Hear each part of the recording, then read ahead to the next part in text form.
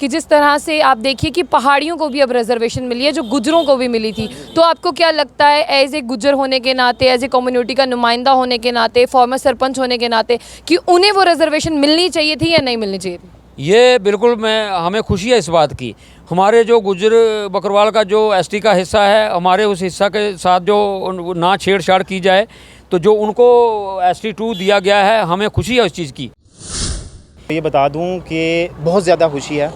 इससे पहले जितनी भी सरकारें आई हैं 70 साल राज किया, लेकिन पहाड़ी कबीले के साथ किसी ने इंसाफ नहीं किया। जो अभी ST पहाड़ियों को मिला है, पहले वो मिलना चाहिए था या नहीं? पहले ये मेरा सवाल। पहाड़ियों को मैडम जी बिल्कुल हक मिलना चाहिए, पहाड़ियों को भी हक मिलना चाहिए, ब्राह्मण को भी मिलना चाहिए, गुप्ता को भी मिलना चाहिए, SC को भी मिलना चाहिए, ST वालों को भी मिलना चाहिए। हम ये चाहते हैं कि अपना अपना हक सबको मिलना चाहिए। अगर उनको पहाड़ियों को यानी हक दिया गया तो उनको अपना शेर था उनका, हमारे बिल के साथ कोई छेड़छाड़ नहीं। जिस तरह से बाकी स्टेट में जो है फॉरेस्ट एक्ट लागू था और 2019 के बाद जो है जम्मू कश्मीर में फॉरेस्ट एक्ट जो है लागू हो गया। देखो, जिस वेले फॉरेस्ट राइट एक्ट लागू हो हमारा जम्मू कश्मीर के अंदर कि हमारा गुजर बकरवाल वास्ते सरकार ने FRC जो फॉरेस्ट राइट एक्ट लागू की हो, तो हम बहुत खुश होया इस चीज़ से। इस तरह से आपने देखा कि कुछ देर पहले पहाड़ियों को भी रिजर्वेशन मिली है और गुजरों और बकरवालों के पास पहले से वो रिजर्वेशन थी। एज ए यंग, मतलब आप भी, जिस तरह से मैं बात करूं, यंगस्टर हैं, तो मुझे बताइए आप इसे किस तरह से देखते हैं? मतलब आपको लगता है कि उन्हें मिलनी चाहिए थी? बिल्कुल मिलनी चाहिए थी, क्यों नहीं मिलनी चाहिए थी। तो ये बताइए आप कि जिस तरह से मैं आपसे जो सवाल पूछूंगी उसका जवाब आप गोजरी में देंगे ताकि आपके जितने भी यूथ हैं वो आपको सुन पाएँ आसानी से। अच्छा, मुझे ये बताइए आप कि सबसे पहले 2014 की बात करते हैं, उसके बाद आपने डेवलपमेंट देखी है जम्मू कश्मीर में? जी, डेवलपमेंट जी है जम्मू कश्मीर के अंदर हुई, बिल्कुल हम लोगों ने भी देखी, तमाम लोग देखें उस चीज़ को कि डेवलपमेंट जी है ज़्यादातर खासकर रोड जो जम्मू कश्मीर के अंदर रोड बनाया गया, टनल बनाया गया, बहुत बड़ी आला तरीन चीज़ बनाई गई, तो एक बड़ी डेवलपमेंट हुई। इस विच कोई शक की बात नहीं कि 2014 के बाद काफ़ी सारी डेवलपमेंट हुई।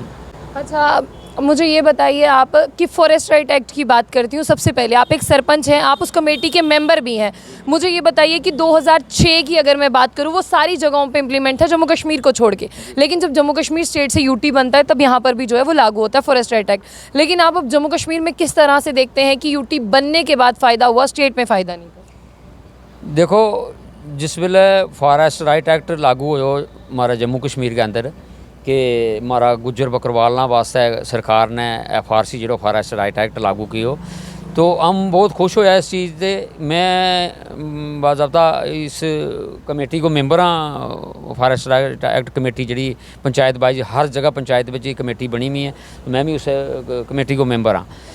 मगर जो चीज़ उस वक्त लोगों को दसी गई इस चीज़ के बारे कि FRC गो के जो प्रोग्राम है FRC के तहत जड़ा गुजर बकरवाल नो के फ़ायदो है गो, क्योंकि FRC जी है जो चीज़ दसी गई थी, वो हमारा जरा इस इलाका का गुजर लोग हैं, सदियाँ ते ये लोग जड़ा है ये बसिया हुआ इस इलाका विच, और हमारा एक सादा किस्म का लोग हा, पुराना लोग हा, जो एजुकेशन की बड़ी कमी थी हमारा लोगों के अंदर।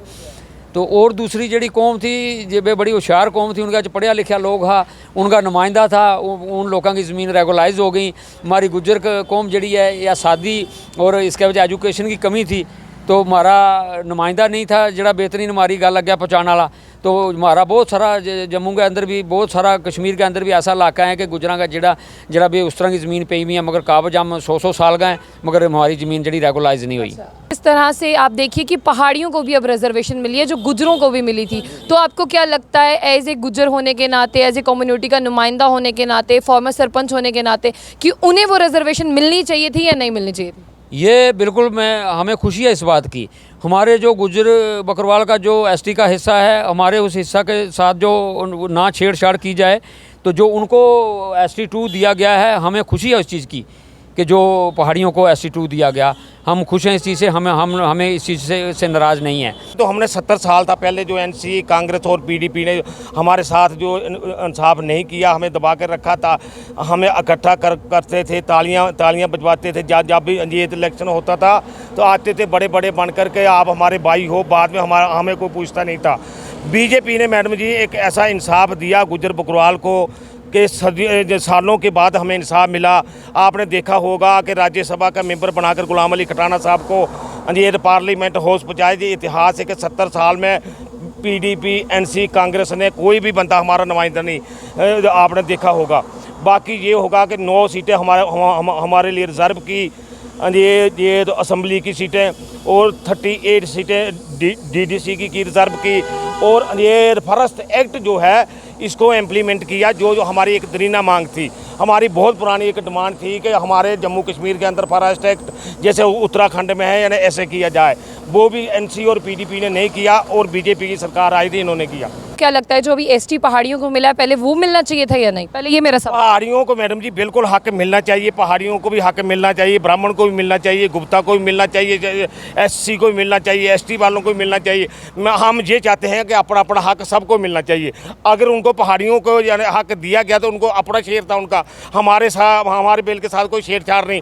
उनके बच्चे जो पढ़े लिखे होते थे, बैकवर्ड एरिया में रहते थे, उनको बेचारों को छूट नहीं मिलती थी, आज उनको भी छूट मिली है। हम ये भी कहते हैं कि उनको हक मिला है, ये मुबारकबाद पेश करते हैं। पहले जिस तरह से फॉरेस्ट राइट एक्ट की बात करते हैं 2006, वो लागू नहीं हुआ था। जैसे ही जम्मू कश्मीर की बात करते हैं, यहाँ से स्टेट हट गई, यूटी बन गया और फॉरेस्ट राइट एक्ट जो है वो लागू हो गया। तो बहुत सारे लोग ऐसे हैं जो कहते हैं फॉरेस्ट राइट एक्ट नहीं है, तो आप उनके बारे में क्या कहना चाहेंगे? उन्हें किस तरह से समझाएंगे कि स्टेट में लागू नहीं होता था, यूनियन टेरिटरी में लागू? देखिए, जिस तरह से बाकी स्टेट में जो है फॉरेस्ट एक्ट लागू था, और 2019 के बाद जो है जम्मू कश्मीर में फॉरेस्ट एक्ट जो है लागू हो गया। और इस मसले में जो है हमारे जो आप गुजर लोग हैं, वो बहुत सारे लोग, उनको परेशानी आती थी। कोई भी फॉरेस्ट का अधिकारी आता था, उनके कुल्ले जला देता था, उनको उठा देता था, उनकी वजह से बहुत सारी परेशानी आती थी। तो जब से फॉरेस्ट एक्ट लागू हुआ है, तब से किसी भी एरिया में कोई ज़्यादा ऐसी प्रॉब्लम हमें नहीं दिखी कि किसी गुज्जर को यहाँ से उठा दिया, उनको भेड़ बकरियों के लिए परेशानी आई। हाँ, कुछ चीज़ें आ सकती है परेशानी, और इसके साथ साथ सिर्फ फॉरेस्ट एक्ट नहीं, पॉलिटिकल रिजर्वेशन हमारे लिए एक बहुत बड़ी बात है। जिस तरीके से आपने देखा अभी चुनाव चल रहा है, इसमें हमारे 9 सीटें जो है रिजर्वेशन दी है, और आप किसी भी कैंडिडेट आप देख सकते हैं कि जो कम से कम 9 एमएलए हमारे जो जीत के आएंगे, चाहे वो किसी भी पार्टी से आएंगे, मगर 9 एमएलए हमारे जो है गुज्जर कम्युनिटी से होंगे। तरह से आपने देखा कि कुछ देर पहले पहाड़ियों को भी रिजर्वेशन मिली है और गुजरों और बकरवालों के पास पहले से वो रिजर्वेशन थी। एज ए यंग, मतलब आप भी जिस तरह से मैं बात करूँ यंगस्टर हैं, तो मुझे बताइए आप इसे किस तरह से देखते हैं? मतलब आपको लगता है कि उन्हें मिलनी चाहिए थी? बिल्कुल मिलनी चाहिए थी, क्यों नहीं मिलनी चाहिए थी। मैं भी एक गुज्जर समाज से ताल्लुकात रखता हूं, मगर मैंने भी आज से जब ये चल रहा था उस टाइम भी हमने इंटरव्यू दिया। हम पहाड़ी के कुछ लोग हमारे दोस्त खड़े थे, एक साइड हमारे गुज्जर कम्युनिटी के भी थे। हमने भी यह कहा कि हमारा हक छीना नहीं जाना चाहिए, उनको अपना हक मिलना चाहिए। हम उनके साथ हैं, हमारे भाई हैं वो। और बहुत सारी पार्टियों ने हमें लड़वाने की कोशिश की, ये एसटी नहीं देंगे, बहुत सारे प्रोटेस्ट करवाए, मगर हम शुक्रगुजार हैं कि उन्होंने क्या किया, हमारी जो अपना कोटा था उससे बिल्कुल भी छेड़छाड़ नहीं करी और पहाड़ियों को भी अपना कोटा दिया।